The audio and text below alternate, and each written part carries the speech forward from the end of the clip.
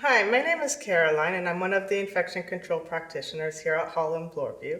And today I would like to demonstrate the procedures on how to properly don and doff your personal protective equipment, PPE, more specifically in regards to entering an airborne droplet contact isolation room.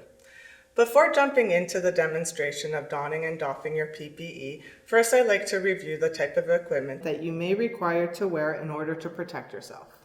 When a client is placed in isolation, signs will be posted on the door indicating the type of precautions that the client is in, whether it be airborne droplet, or contact precautions. These signs will help you indicate the type of equipment that you will need to don on before entering the client's environment. So to review, in front of each client room, there will also be an isolation cart that will hold all the equipment required for you to put on. The first thing you will need is a gown. The other equipment that will be required is a mask. You're going to need your N95 mask, so you want to ensure that you have the right size of N95 mask that you were fitted for. You're also going to need eye protection, whether it be goggles or a face shield. And then lastly, you're going to need a pair of gloves. Now that you've identified that you have all the equipment required to enter the client's room, there's a couple of other things you want to think about, such as if you're wearing any type of jewelry like rings or watches. Please keep in mind that by wearing rings or watches, this can increase tears in your gloves when applying your gloves on.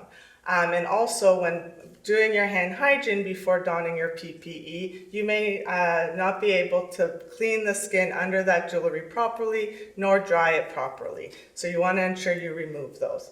For those of you that have long hair, you're going to want to tie your hair back. And for those who have beards or any facial hair, you want to make sure that you're well clean shaven to ensure that when you put that N95 mask on, you can ensure that there's a good seal. So now that we have all that in place, we're ready to don our PPE. So the first thing we're going to do before we start putting any of our equipment on is doing our hand hygiene. So you can do hand hygiene either with at the sink with soap and water, or by using the alcohol hand sanitizer rub as I'm doing now. You want to wash your hands for at least 15 seconds and ensuring that you're washing the front, the back, in between your fingers, your thumbs by rotating them on the opposite palms, and you never want to forget the tips of your fingers by doing that circular motion in the palm of your hands as well.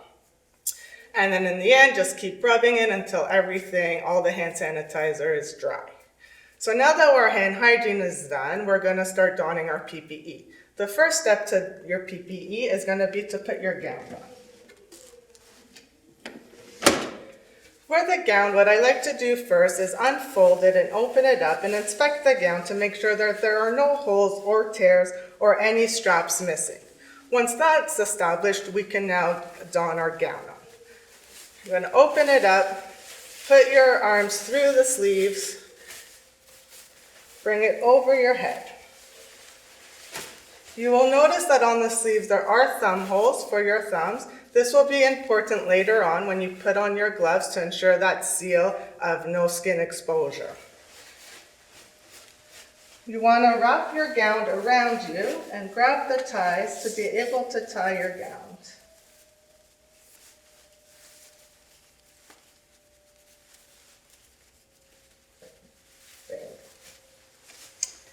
The next step will be to put on the mask. If your client is an airborne droplet contact precautions, you will be required to wear your N95 mask. If the client is in droplet contact precaution, then the requirement will be to wear a surgical mask. But for the purpose of this presentation today, I will be donning the N95 mask. So with the N95 mask, you want to open it up and cup it in the palm of your hand and bring the straps back behind your hand. Once that's done, you want to bring the mask to your face, over your nose and mouth, and you want to take one strap and bring it all the way back to the crown of your head. The second strap you will take and bring all the way back to the nape of your neck where there is no hair. You want to ensure that the straps are nice and flush on your skin.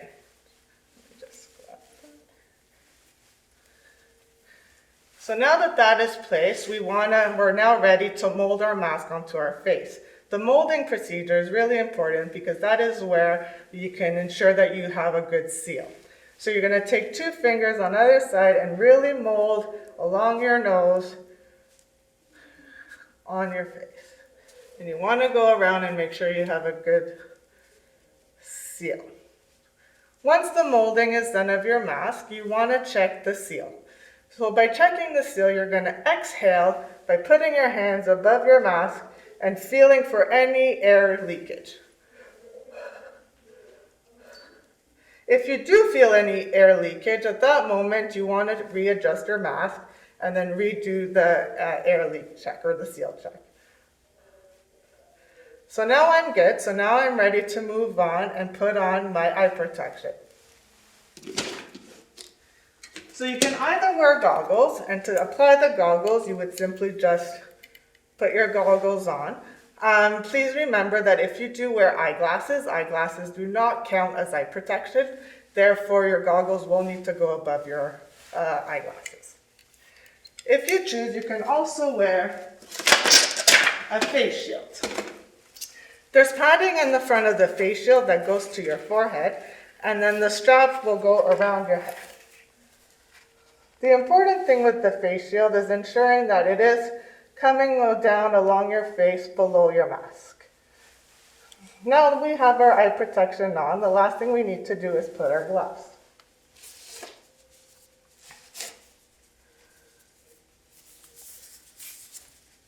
Again, when you pull your gloves, you want to make sure it is above the gown.